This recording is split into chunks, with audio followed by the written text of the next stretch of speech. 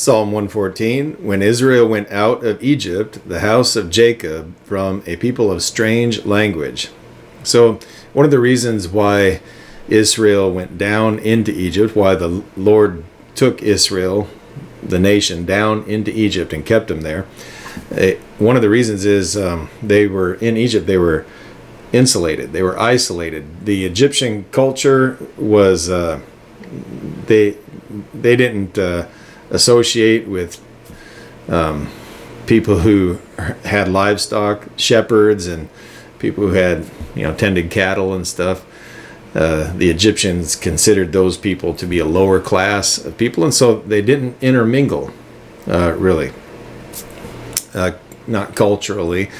And so Israel as a nation, even though over time they became enslaved in Egypt, Israel as a nation was kind of insulated, and they developed their national identity, even though they were persecuted and so on. And so it's one of the reasons, if the Lord had left them in Canaan, up in the land, they would have integrated with the surrounding cultures and become polluted. And you see that in chapter 38 of Genesis, where Judah is integrating with the pagan cultures.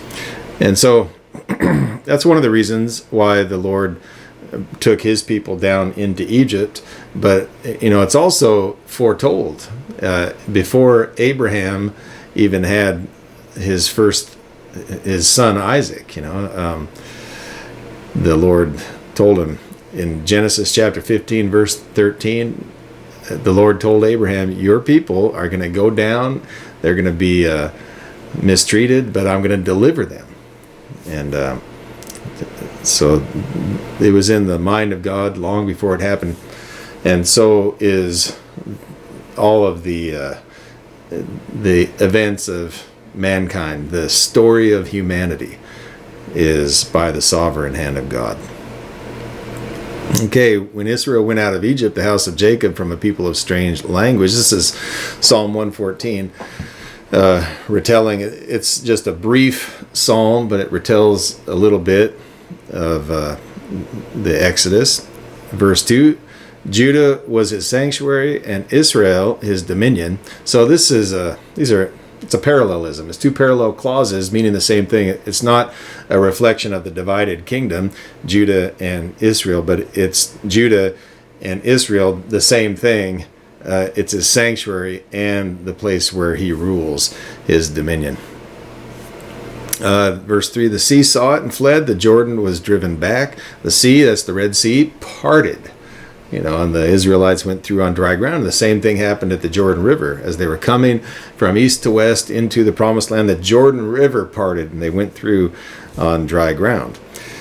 Then verse 4, the mountains skipped like rams and the little hills like lambs. The Lord can shake the whole earth. That's the power of God.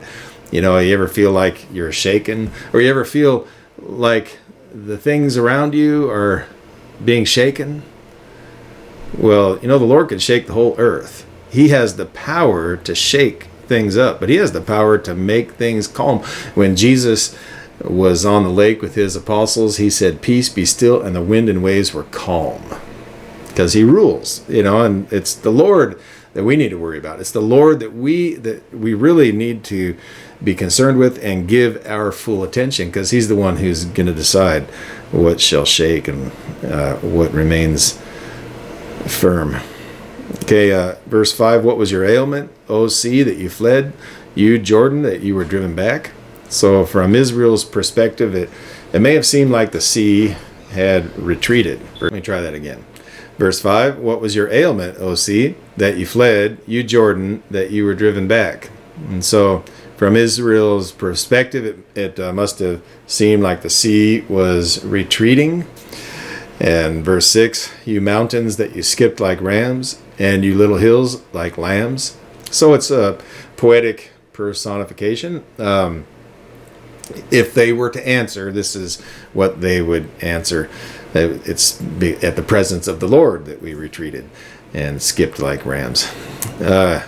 Then verse 7, tremble, O earth, at the presence of the Lord, the presence of the God of Jacob. So Lord, which is Adonai, is identified here as the God of Jacob.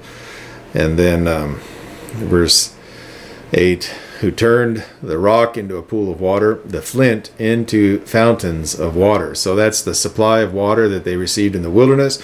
Moses struck the rock and it flowed with water. Exodus chapter 17, but then also in Numbers chapter 20, it wasn't such a great thing for Moses. But we, as we consider that, remember that Jesus is the rock that followed them in the wilderness. 1 Corinthians 10:4, and it speaks of the Lord's supply. He cares for his people and he cares for us.